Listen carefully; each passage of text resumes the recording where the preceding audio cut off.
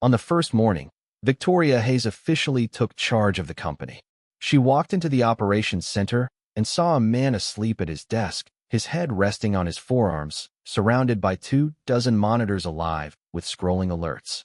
She did not ask questions. She did not check the screens. She did not give him a single moment to open his mouth. In front of the entire technical floor, she ordered his access badge confiscated and ended his employment on the spot. Marcus Reed had barely lifted his head when she cut him off completely.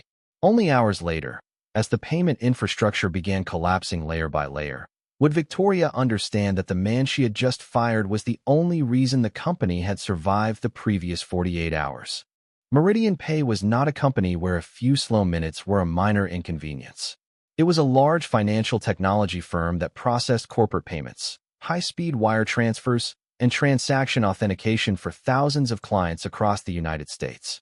The system ran without meaningful pause, and even a brief failure carried the potential for tens of millions of dollars in losses and the kind of reputational damage that took years to repair. The infrastructure was the company. Everything else was window dressing built around it. Marcus Reed carried the title of Senior Systems Engineer, though that title communicated almost nothing about what he actually did. He was 34 years old, quiet in the way that people who have seen enough stop needing to announce themselves, and entirely uninterested in the internal politics that consumed most of his colleagues. New employees who encountered him usually assumed he was unremarkable, solid but dated, always slightly rumpled, eyes carrying the faint darkness of chronic undersleep, a cold cup of coffee perpetually forgotten near his keyboard. He was not a man who understood the art of making himself visible. The people who had worked alongside him for years held a different understanding. Marcus knew Meridian Pay's infrastructure the way a surgeon knows a patient they have operated on multiple times. He understood the old API layers that dated back nearly a decade, the failover logic that 3 different CTOs had promised to modernize and never had, the access control structures that had been patched by hand across multiple transitions, and the fragile interdependencies that existed only because someone once built a solution to a problem that no longer existed, but whose removal would have caused something worse. He was the institutional memory the company had never bothered to formally document. To the organization, he was a line on an org chart. To the system itself, he was the only person who truly knew where all the load-bearing walls were. Outside the office, Marcus was the sole parent of Lily Reed, a 7-year-old who was quiet and perceptive, old enough in her manner to occasionally unsettle adults who expected children to be simple. His wife had died several years earlier after a prolonged illness.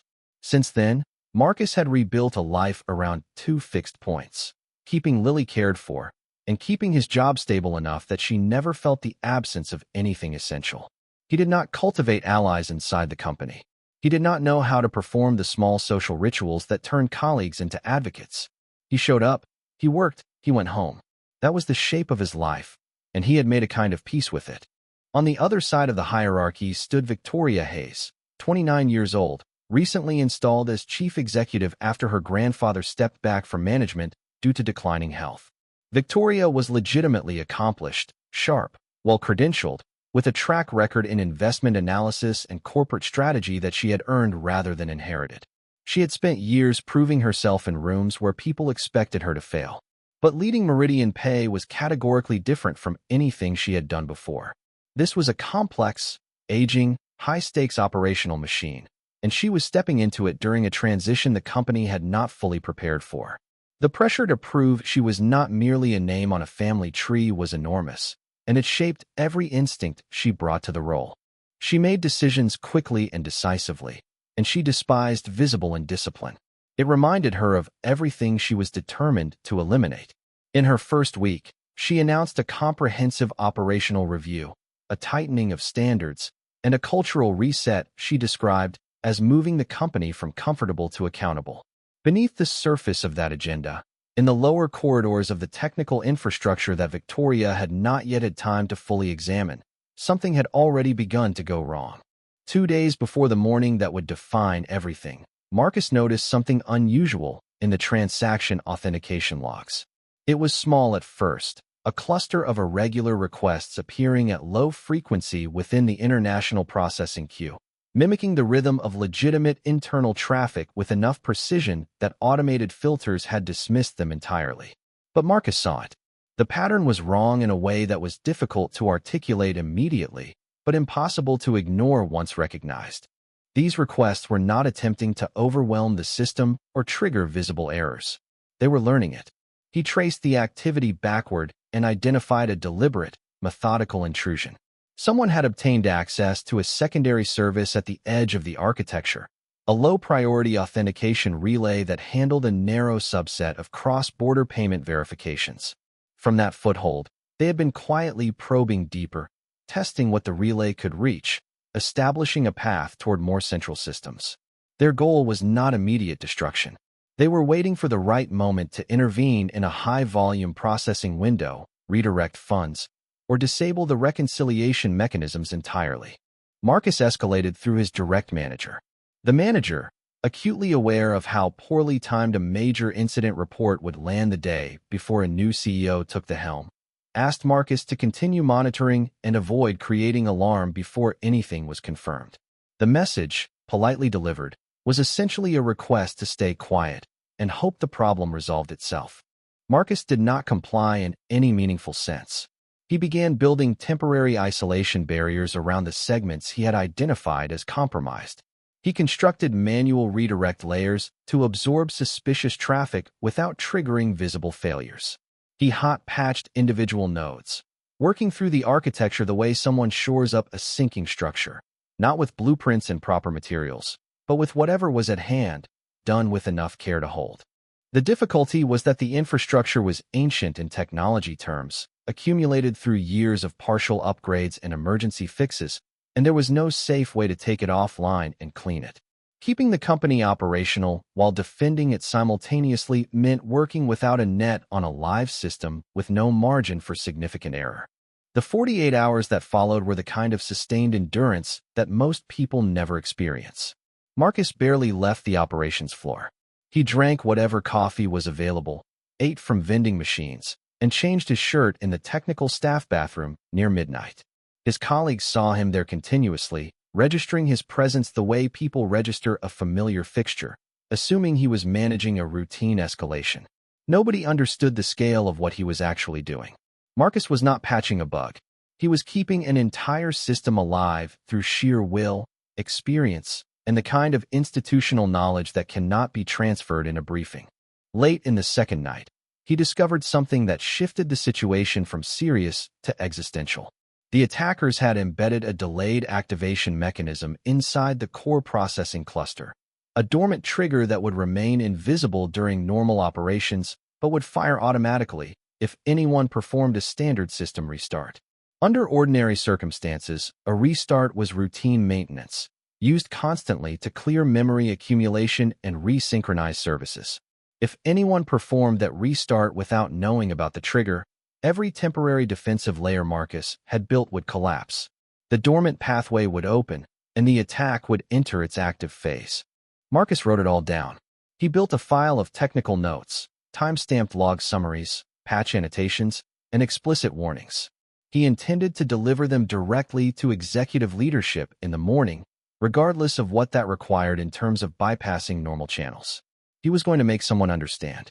But the body has limits that override intention when pushed past them, and Marcus had been running for nearly 2 full days without real sleep. Sitting before the running log display, waiting for the morning shift to arrive, he put his head down for one moment and did not come back up. Victoria arrived at the operations center at 7:45 as part of a self-directed tour of the company's critical infrastructure. She wanted to see the organization without filters, without the prepared presentations department heads would have assembled for a formal walkthrough.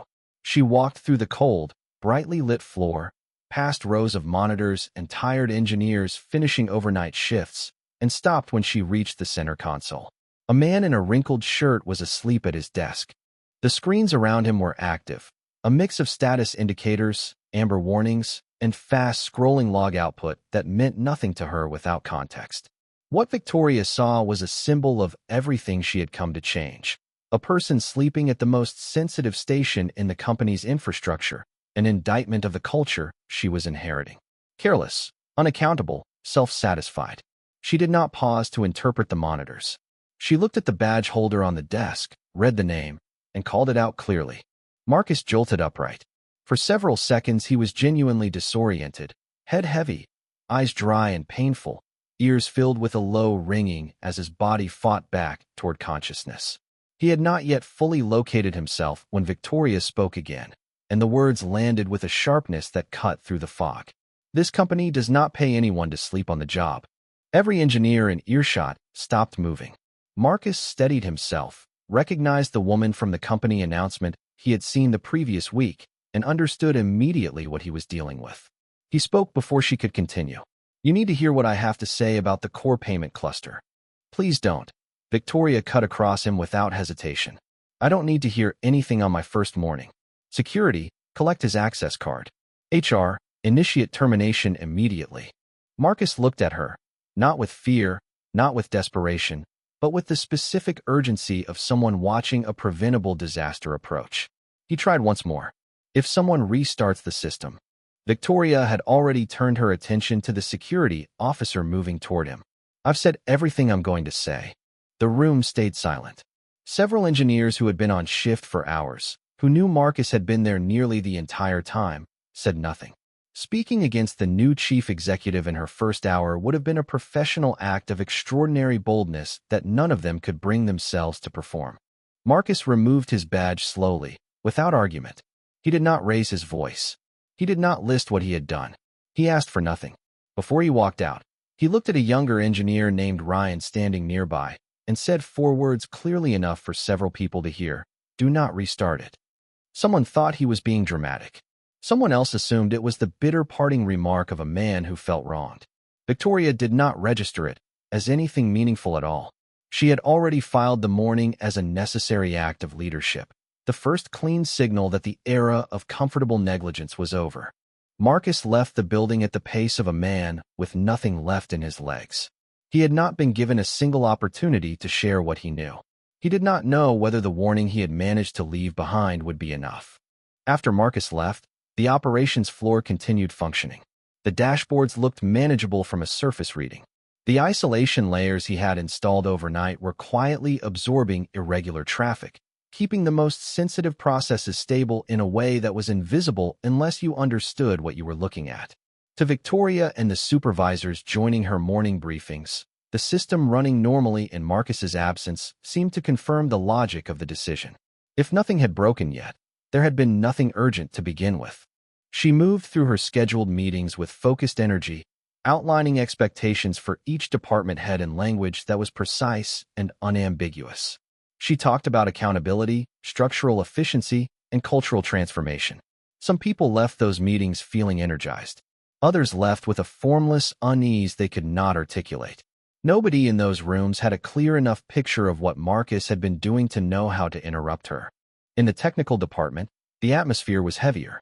A few engineers who had worked alongside Marcus for years were quietly furious and equally powerless. Some of them had already opened the internal repository folder where he had stored his working notes. The files were dense with technical shorthand written in the compressed language of someone working at speed, without time to format anything for an outside reader. There were warning annotations, patch references marked with notations specific to Marcus's own documentation system, and several explicit flags that stood out even to someone who only half understood the context. Nobody there had the full picture. They each had pieces, and the pieces did not yet form something actionable. Shortly before noon, a processing cluster began showing elevated latency. Transactions backed up in the queue, taking several seconds to clear instead of fractions of a second. The on-duty supervisor, recognizing familiar patterns of congestion, made the assessment that a service restart would clear whatever memory buildup was causing the slowdown. It was a standard tool he had used dozens of times. As he prepared the command, Ryan hesitated. "He told us not to restart it," Ryan said, quietly enough that it almost was not said at all. The supervisor's expression flickered with impatience. "He's been terminated. That settled it." In the practical logic of institutional hierarchy, a dismissed employee's final words carry the approximate weight of a stranger's opinion. The restart command executed. Marcus reached home in a state that was somewhere between conscious and not. His phone had accumulated messages from work contacts he no longer had standing to respond to, and he left them unread. He found Lily at the kitchen table working through arithmetic problems with focused seriousness. He managed something close to a smile, and then the sofa claimed him. He did not take off his jacket. He placed the open laptop beside him, its screen still cycling through remote monitoring displays, and was asleep before he had decided to be. The restart executed at 12:47 in the afternoon, during the early peak of the business day's second trading window. In the first minutes, there was a misleading improvement. Queue times dropped. Congestion patterns smoothed. The supervisor exhaled. Then the authentication tokens went asynchronous. It happened in waves. The first sign was a cluster of transaction sessions reporting unexpected state mismatches, payments showing as uninitialized, as if they had never begun. The token synchronization service lost its connection to the primary routing pathway the moment the restart cleared the memory state where Marcus's temporary logic had been running. The isolation barriers collapsed. The dormant trigger fired. What followed was quiet, technical, and deeply frightening to anyone who understood the numbers on screen. Outbound transaction routing began redirecting a subset of traffic toward endpoints outside Meridian Pay's verified network. Reconciliation for a category of corporate transfers failed silently. Several high-value payment instructions entered a suspended state that was neither completed nor cleanly reversible. The monitoring systems, missing the bridging logic Marcus had built, could not correctly assess whether the anomalies were internal errors or active manipulation. Engineers worked at a pace that was fast enough to be impressive and not fast enough to keep up with the deterioration. They attempted rollbacks. The rollbacks did not anchor correctly because the system state they were targeting had never been formally documented. It had been a functional construction built live under pressure by a single person who was no longer present. They attempted to isolate the affected nodes, but the interdependencies Marcus understood intuitively were not mapped anywhere accessible. Someone pulled up his repository notes and read them aloud to the group gathered around the primary console. The notes described the current failure mode with remarkable precision. Understanding them fully enough to reverse what was happening was a different matter entirely. Victoria was called down from the executive floor. She walked into the operations center for the second time that day and found a room that had been transformed. The monitors were overwhelmingly red. Engineers moved between stations with the tight urgency of people who know exactly how serious something is and are afraid to name it plainly. Calls from enterprise clients were already coming in. She asked what was happening. A senior engineer turned from his console, face pale and composed in the way of someone who has decided to say the true thing. It looks like he was holding the entire system together by hand for 2 days. We just deactivated all the defensive layers he built. The phrase he used did not require a name. Everyone in the room knew. Victoria asked if they could fix it. She asked who understood Marcus's patch logic. She asked where the CTO was and what the CTO's working knowledge of the legacy infrastructure looked like. The answers she received did not comfort her. The CTO was strategically strong and operationally thin in precisely the areas that mattered now. The engineers present knew enough to work the problem, but not enough to work it at the depth and speed the situation required. The documentation that should have existed for systems this critical had never been written or was years out of date. The company was bleeding, and the only person who fully understood its circulatory system had been escorted from the building that morning. Victoria read Marcus's notes from beginning to end at an empty workstation. In the repository folder Ryan had flagged, there was a consolidated log file, time-stamped patch notations, and a plain text summary written like field notes by someone who had not expected to have time to revise them. At the bottom of the final page, in a font size slightly larger than the rest, was a line that had evidently been added last. If I am no longer available, do not restart the core services under any circumstances. This is not a performance issue. This is a staged attack waiting to be triggered. Call me first. He had left a phone number. Nobody had called it. The engineers around her were doing their best work, and their best work was not going to be enough, and they all knew it. Victoria closed the file. She sat for a moment with her hands flat on the desk. The feeling arrived and would not be briefly processed and set aside. She thought about Marcus's face that morning when he tried to speak, the specific urgency he had been carrying. She had not misread it as insignificant. She had dismissed it before reading it at all. She had been so certain she understood what she was looking at that she had refused to look. She asked HR for his home address. The file was sparse, and it took several minutes of searching through emergency contact records before a current address was confirmed. She called 3 times. The phone rang without answer each time. His body, she understood, might genuinely be unable to hear it. She picked up her keys, walked to the parking structure, and drove herself to the address on the screen. The building was in a quiet, ordinary neighborhood, older construction, a place where people lived rather than performed living. Victoria stood briefly outside her car, registering the gap between where she had spent the last several hours and where she was standing now. Then she walked to the apartment door and knocked.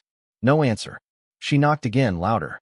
She was reaching for her phone when the door opened and a child stood in the space it revealed, small, with slightly disordered hair and a stuffed rabbit tucked under one arm. The girl looked up at Victoria with the calm, assessing gaze of a child who has learned to read adult visitors quickly. "Are you looking for my dad?" Victoria did not answer for a moment. She had not known there was a child. It had not appeared in any context in which Marcus existed professionally, because Marcus did not use his personal life as a credentialing device. He had never mentioned it. No one had mentioned it to her. Lily opened the door wider when she determined the woman outside did not seem threatening. Inside the apartment, Marcus was lying on his side on the sofa, still wearing the same shirt from that morning, his jacket still on. The laptop was open beside him, log screen still cycling. One shoe had been removed. The other was still on his foot. A glass of water he had apparently poured and forgotten sat on the low table, untouched. Several empty takeout containers on the kitchen counter marked the meals of a person eating without attention across multiple days. He had the stillness of a person who had not chosen to stop, but had simply run out of anything left to give. Lily lowered her voice the way children do when the sleep nearby is genuinely needed. "Daddy hasn't really slept. He said something bad was happening at work. He promised he would rest after he fixed it." The words were simple and factual and landed in Victoria's chest like something physical. She looked at the apartment, the careful economy of it, the evidence of a life organized around necessity and love, and thought about every assumption she had carried into the operations center that morning. The image she had constructed in 10 seconds, the certainty she had felt, the complete and total wrongness of it. She asked softly whether Lily was alone. The girl said a neighbor would come over soon, and that her father had only fallen asleep after he got home. Victoria understood with a clarity that was almost physical what she had done. She had not simply made a bad call. She had removed, at the worst possible moment, the man silently carrying the weight of the company's survival. And she had done it because the image of him sleeping had fit so neatly into the story she had already decided to tell. She touched Lily's shoulder once, gently, and asked if she could wake him. It took several attempts before Marcus surfaced. He came back to consciousness in layers, the way profoundly sleep-deprived people do. When he recognized Victoria standing in his living room, his first expression was not anger. It was the specific exhaustion of a person who has just been handed one more demand they did not ask for. He sat up slowly. He said nothing. Victoria sat in the chair across from him. She did not arrange her words carefully or build toward anything gradually. "I didn't listen to you this morning. I fired you before I understood what was happening. I need to apologize for that." Marcus looked at her without speaking. He was not withholding the response strategically. He was simply not in a place where accurate words changed what he was feeling. She continued, because the situation did not allow her to wait. "They restarted the system. It's failing. Nobody in the building understands your patch logic well enough to stop it." Marcus closed his eyes for a moment.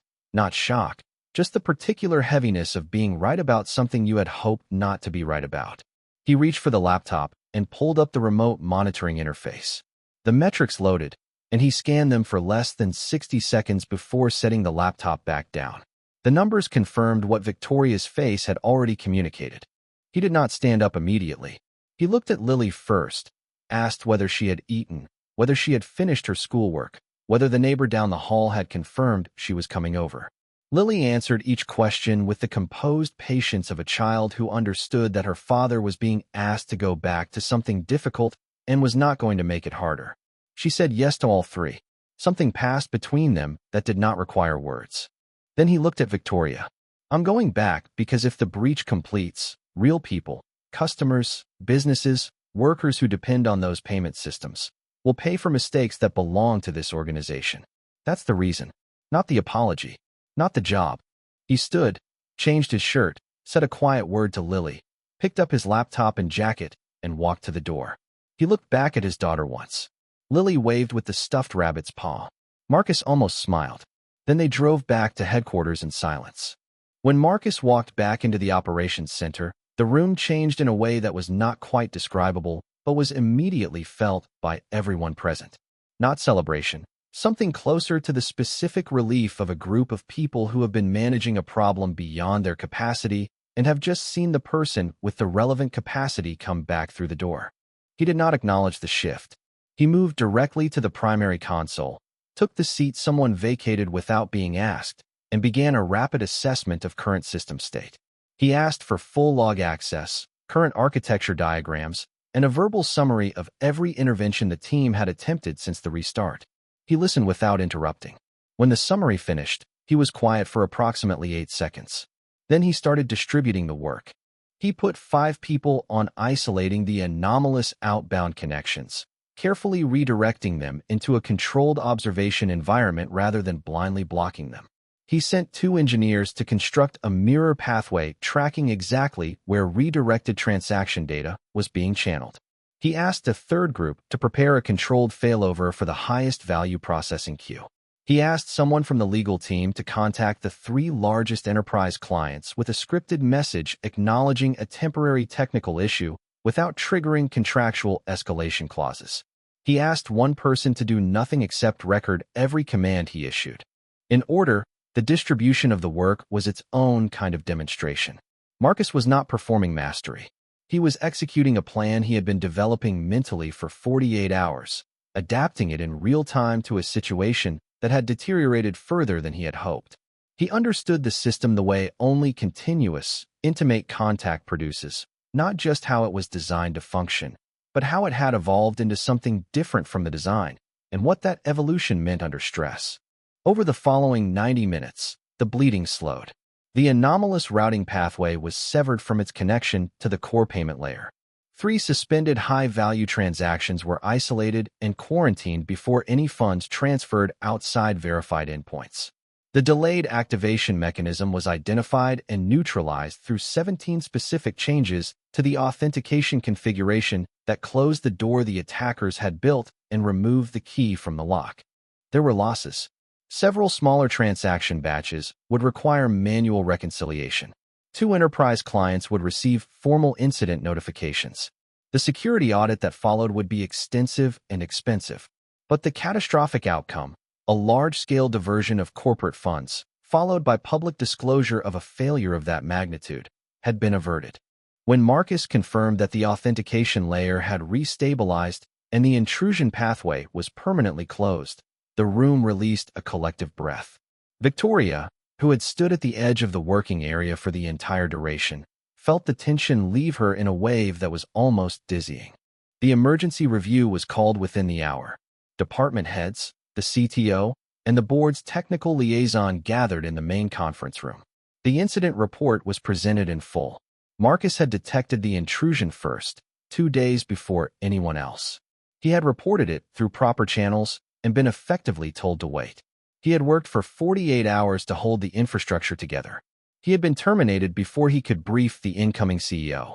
His explicit warning had been dismissed after his dismissal. The restart had been performed, and the result had been exactly what he predicted. Several people in the room began reaching for the careful language organizations produce when they want to distribute responsibility broadly enough that no single failure point becomes too visible.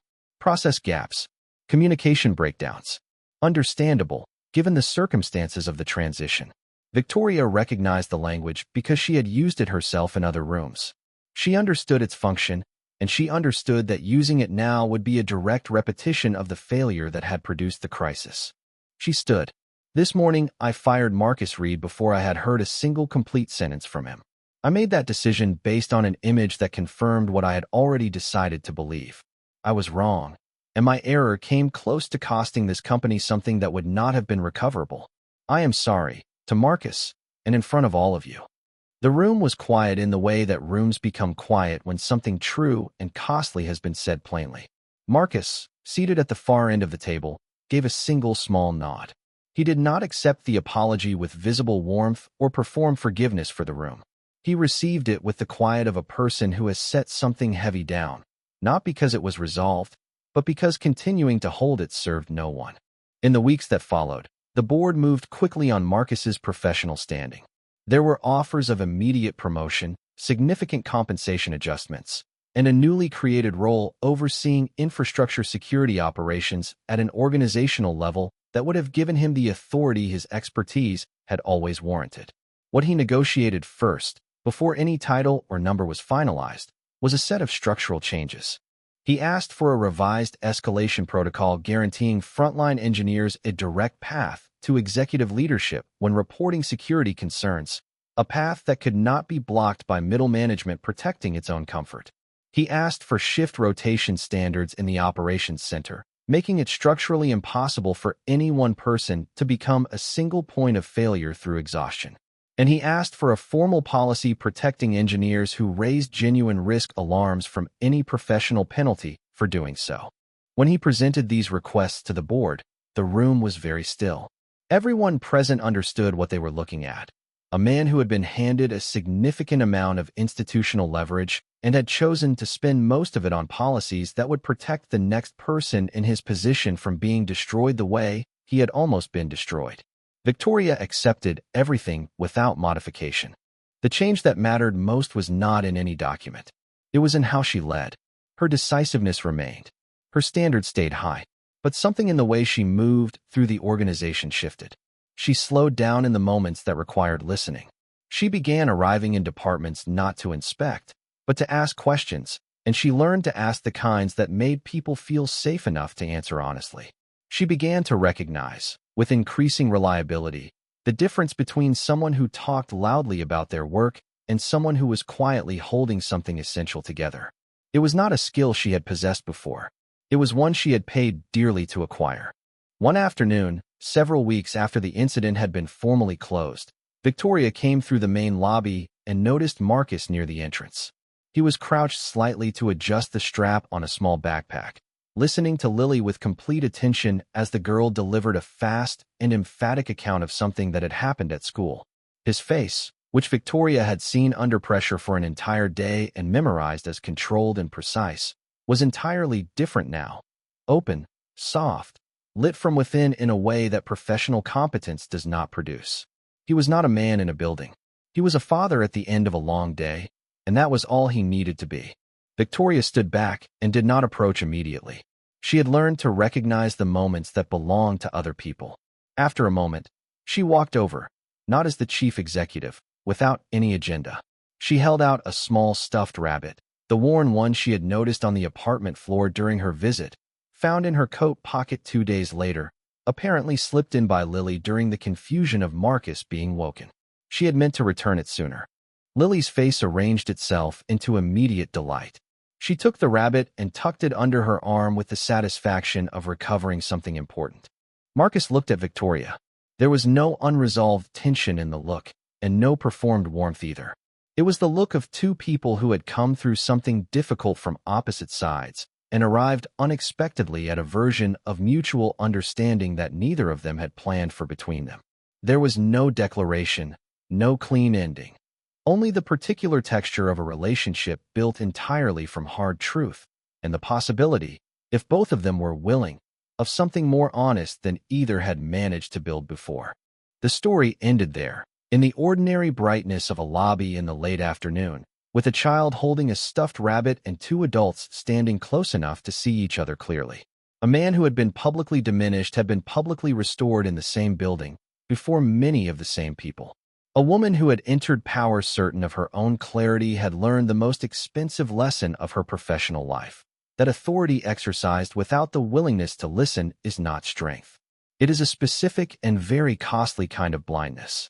And somewhere in the space between those two facts, in the complicated quiet that follows a crisis once the crisis has finally passed, something fragile and real had begun.